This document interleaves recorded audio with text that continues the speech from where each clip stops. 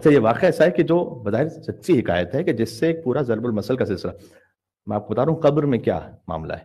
وہ پہنچے وہاں پر اور قبر میں لیٹ گئے. اب یہ خود ہی بڑی جرأت و بہادری کی بات تھی کہ رات میں قبر پہ جا کے لیٹ گئے. کچھ بھی نہیں ہوا. فرشتوں کا یہ معاملہ تھوڑی ہے کہ ڈیسیو ہو جائیں کہ قبر میں کوئی لیٹا ہوا ہے تو جانا ہی جانا ہے. تو کچھ بھی نہیں ہوا اور پوری رات گزر گئی. صبح کا وقت ہوتا تھا تو قبرستان سے گزرتے تھے بہت سارے تجار اپنا سامان شہر میں سیل کرنے کے لیے، اور وہ گدھوں پر لاد کر اپنا سامان لے کر آتے تھے. تو بہت زیادہ گدھے اور ان کے اوپر سامان لدا ہوا، وہ گزر رہے ہیں قبرستان سے، اور ان کے گردنوں میں گھنٹیاں بجی ہوئی ہیں اور چلنے کی جو ویلز ان کی آواز آ رہی ہے. تو ان کو قبر میں ہوا کہ بھائی فرشتوں کی فوج آ گئی، یہ تو کچھ آوازیں آ رہی ہیں، اور بے اختیار ڈر کے اٹھے اور بھاگے.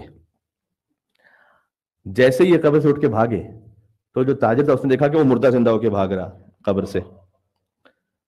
اور ایسی ایک بے ضابطگی بھی اب نہیں ہوئی کہ ایک کے اوپر ایک گدھے گرے، ٹکرا کر سارا سامان درہم برہم سب ختم ہو گیا.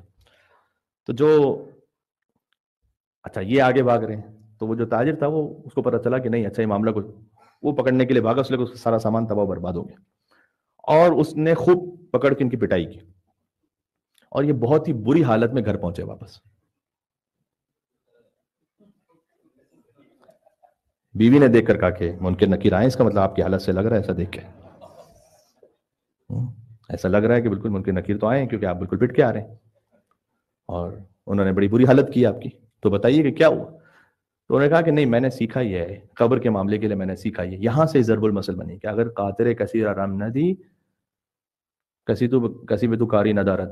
یعنی میں نے سیکھا یہ ہے کہ اگر کسی کے گدھے کو ڈسٹرب نہ کرو تو قبر میں پھر بہت آسان ہے، پھر مشکل نہیں ہے.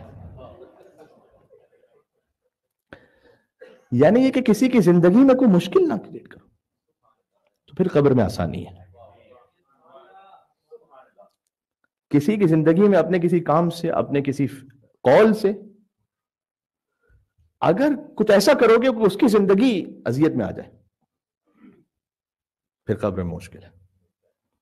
اگر کسی کے گدھے کو کوئی تکلیف نہ ہو تو کسی پہ تو کاری نہ، پھر کوئی مشکل نہیں ہے، پھر کوئی کسی کو تم سے کوئی کام نہیں ہے، ایزی ہے پھر معاملہ. یہ سب سے زیادہ ہے شوہر زوجہ میں، والدین اولاد میں. دوسروں کو فائدہ پہنچانے والے بنے.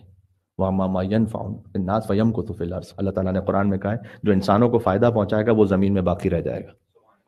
کیا جب اصول ہے؟ جو انسانوں کو فائدہ پہنچائے گا وہ زمین میں باقی رہ جائے گا. آپ انسانوں کو فائدہ پہنچانے والے بنے، آپ زمین میں باقی رہیں گے. اس میں مذہب کی بھی کوئی قید نہیں ہے.